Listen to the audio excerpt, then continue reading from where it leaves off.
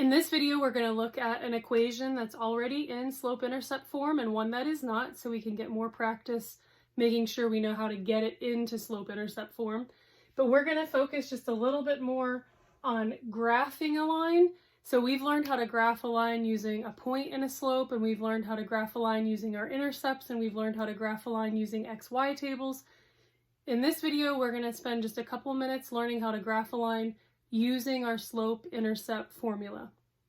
So in our equation in green, we have y equals negative 2/3 x plus 3.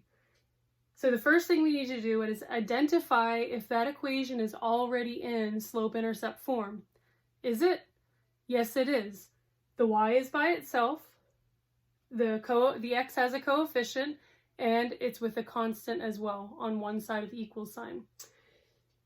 So again, when I identify that the equation is already in slope-intercept form, what I like to do is go ahead and plot that y-intercept first. So I'm going to go ahead and plot this y-intercept. It's a positive 3.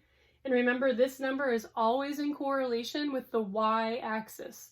So we're going to start at the origin, go up 3 units, and that is where the line is going to cross the y-axis. Okay? Now, our slope is a negative 2/3, so our slope is the number that comes before the x, or the coefficient. So starting at this point, are we going to go up or down? Well, we're going to go down because it's a negative 2. So we're going to come down 2, and then how far are we going to come over to the right? 3. So this is our rise. We have a negative rise, meaning we're going to go down, and then our bottom number is a 3, which means we're always moving to the right on the graph. So 1, 2, 3. So starting at our y-axis of positive 3, we come down 2 over 3,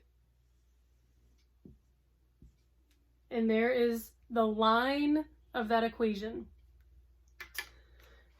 So our second equation, 4x plus 2y equals 8.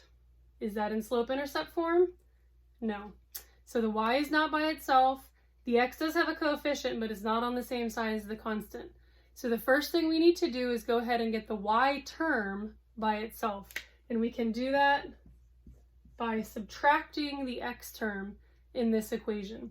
So we're going to subtract the x term on both sides so that the x terms will cancel out on the left. And we'll be left with a 2y equals negative 4x plus 8. So again, all I did was just kind of take this term and move it to the front so that it follows my y equals mx plus b, or my slope-intercept form. Is the y by itself yet? No, it's still being multiplied by a 2. So we're going to have to divide each term by a 2 to get the y by itself. So on the left, the 2's will cancel out. So our new equation will be y equals negative 4 divided by 2 is a negative 2. We bring down our x. And then we have a plus 8 over 2. So what's 8 divided by 2? That would be 4.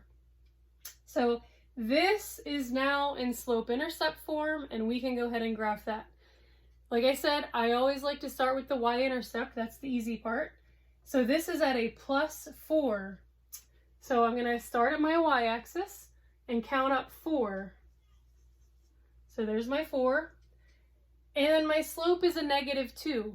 Now remember, every whole number is really a fraction with just a 1 on the bottom. So if you need to add that, please do that so that you don't forget what you're doing with that slope. Sometimes having a whole number as a slope kind of confuses some students. So just make that a fraction if it's going to help you.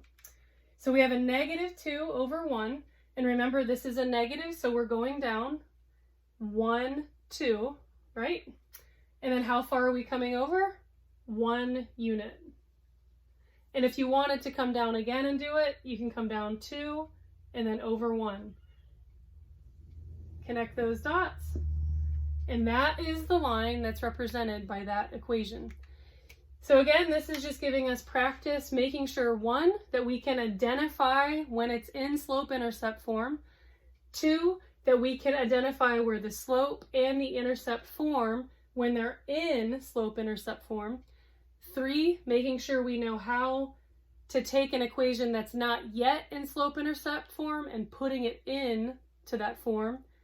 And then 4, making sure we can graph those once we have all that information.